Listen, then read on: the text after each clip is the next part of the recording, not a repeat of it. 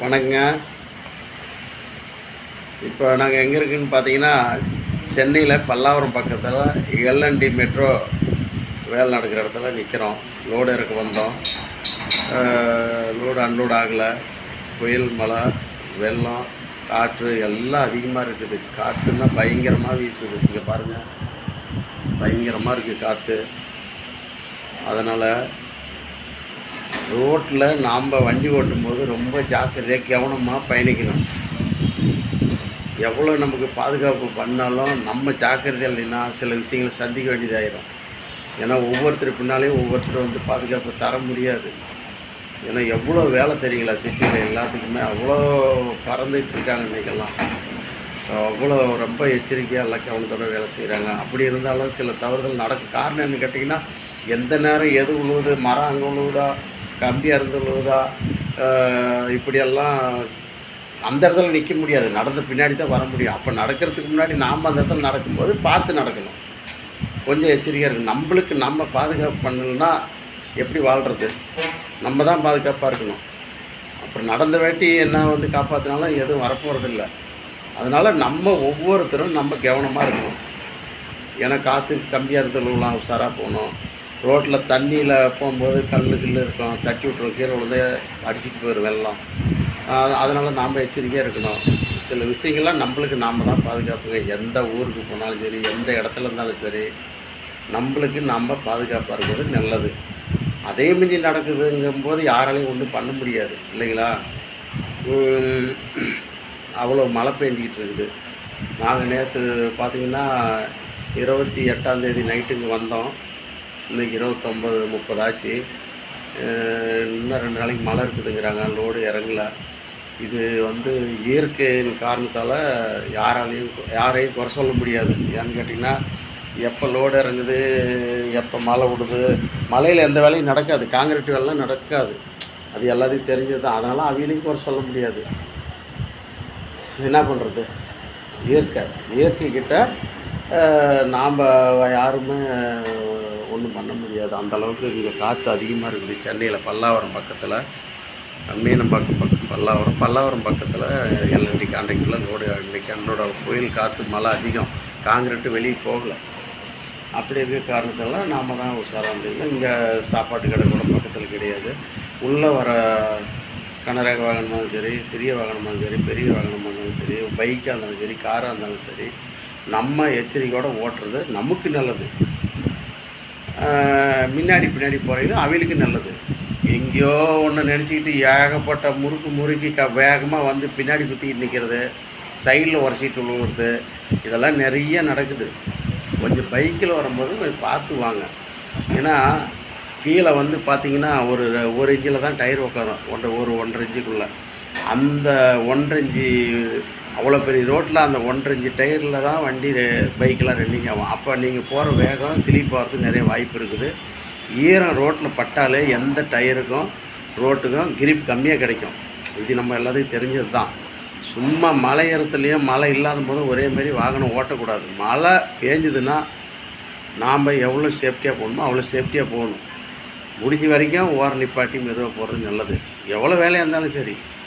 ஏன்னா ஒரு தப்பு நடந்த வேட்டி என்ன யோசிச்சு என்ன பதறினாலும் வேலையாக போகிறதில்ல. எவ்வளவோ நடந்துகிட்டு இருக்குது. தெரிஞ்சே போகிறாங்க. அதில் போக முடியாது, தெரிஞ்சு அதுலேயும் போவாங்க, அங்கே விழுந்துருவாங்க. இதுக்கு அடுத்தவங்களை குறை சொல்லி என்ன பண்ண முடியும்? நம்மளுக்கு நம்ம தான் சேஃப்டி. இப்போ வந்தோம், இறக்க முடியாதுன்னாங்க. Right, okay. அவங்க வேலை செய்ய ரெடியாக இருக்காங்க. மழை விடலையே, எப்படி அன்லோட் பண்ண முடியும்? இதெல்லாம் புரிஞ்சிக்கணும். நம்ம சைடு நம்ம கேட்குறது, நம்ம லோடு இருக்கலன்னு கேட்குறது நம்மளுடைய வேலை. அவங்க சைடு நம்ம பார்த்தாலே தெரியுது அது வேலை நடக்காதுன்னு. இப்படியெல்லாம் இருக்குதுங்க. வாகன ஓட்டிகள் பார்த்து ஓட்டணும், உஷாராக ஓட்டணும். இன்றைக்கி பார்த்திங்கன்னா ரோட்டில் ஒரு செகண்டு இப்படிங்கிறதுக்குள்ள பல விஷயம் நடக்குது. இதுக்கு யார் காரணம்? நம்ம தான் காரணம். ரோடு அப்படின்னு எடுத்தால் அந்த ரோடுக்கு யாருக்கும் உரிமை கிடையாது. எல்லாத்துக்கும் போகிறதுக்கு உரிமை. இதோட எனக்கு அதோட உனக்குங்க சொல்கிறதுக்கு யாருக்கு அதிகாரம் கிடையாது. அதனால் ஒருத்தர் வராங்கன்னா நம்ம கொஞ்சம் தள்ளி போகிறது நல்லது. ஒருத்தருக்கு ஒருத்தர் விட்டு கொடுத்து இறங்கி போகிறது நல்லது. இல்லை நான் இவ்வளோ தான் வருவேன், நீ இறங்கி போன்னு சொல்கிறது தப்பு. சில இடத்துல பார்த்திங்கன்னா சின்ன வண்டிக்காரர் இறங்கி வழி விட்டு போகிறாங்க. ரொம்ப நல்லவங்க இருக்காங்க.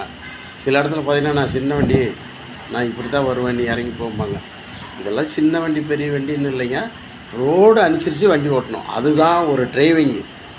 ரோடுனா ஒரு குழி இருக்குது, ஒரு அடி தள்ளி வரோன்னா நம்ம ஒரு அடி இறங்கி போகலாம், தப்பு கிடையாது. அதெல்லாம் முடியாது. நான் ரூல்ஸ் தான் ஃபாலோ பண்ணுவேன். ஃபாலோ பண்ணுறது நல்லது. சில ரோடுகள்லாம் ரூல்ஸ் ஃபாலோ பண்ண முடியாது. ஏன்னு கேட்டிங்கன்னா, ஒன் சைடு ரைட்டில் ஏறி போகிற மாதிரி இருக்கும், ஒன் சைடு லெஃப்ட் ஏறி போகிற மாதிரி இருக்கும். சில எல்லா ரோடும் ஒரே மாதிரி கிடையாது.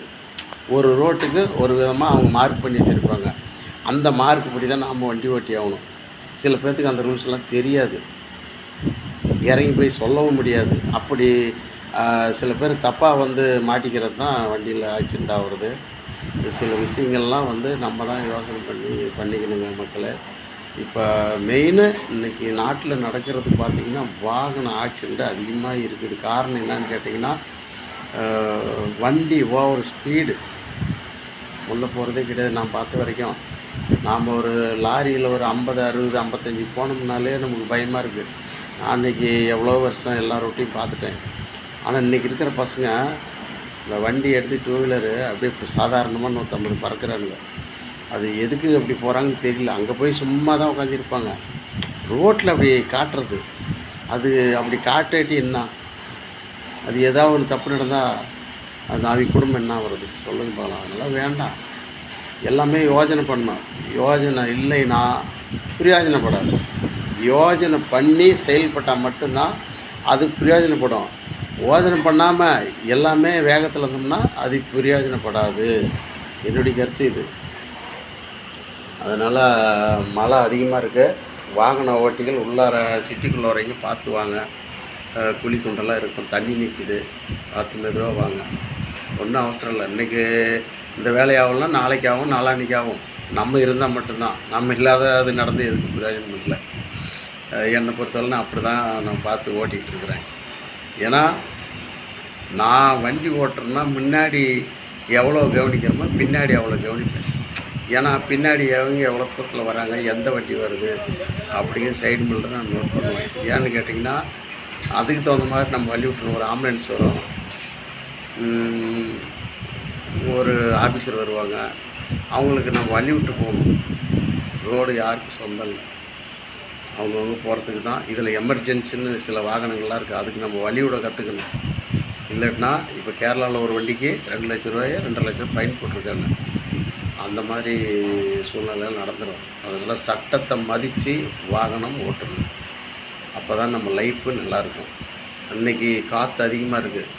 இப்போ யூடியூப்பில் பார்த்தோம், சென்னையில் மீனம்பாக்கத்தில் ஒரு ஃப்ளைட்டு இறங்க முடியல, காற்றுக்கு அப்படியே தடுமாறுது. அப்படியே அந்த பைலட்டு மேலே போயிட்டார், அப்படியே ஃப்ளைட்டு மேலே கொண்டு போயிட்டார், கீழே இறங்கலை.